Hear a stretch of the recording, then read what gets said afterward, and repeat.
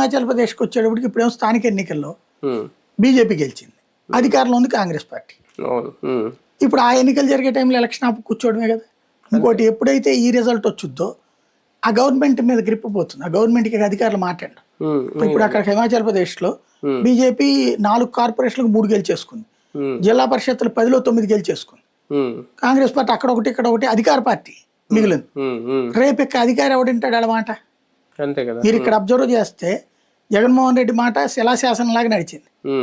ఎప్పుడైతే ఎమ్మెల్సీ ఎలక్షన్లలో గ్రాడ్యుయేట్ ఎలక్షన్లో ఓడాడో అక్కడి నుంచి అధికార యంత్రాంగం మాట్లాడడం మానేసింది, రివర్స్ అవడం బిగిన్ చేసి ఆ దెబ్బ అట్లాగే కొట్టింది.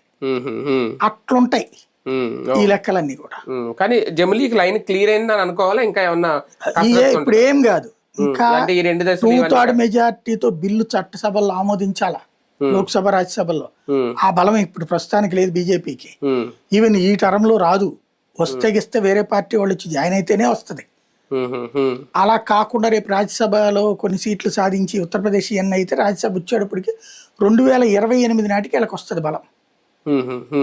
లోక్సభలో ఈ లోపు అంటే అసెంబ్లీలు గెలిచిన దాన్ని బట్టి వస్తాయి కదా. ఇప్పుడు మహారాష్ట్రలో సీట్లు వస్తాయి, ఒరిస్సాలో సీట్లు వస్తాయి. ఇవన్నిటి కారణంగా 2028కి అంటే ఇప్పుడు ప్రస్తుతం హాఫ్ మెజారిటీ ఉంది కూటమికి, అదే ఇంకొక 16 రావాలి.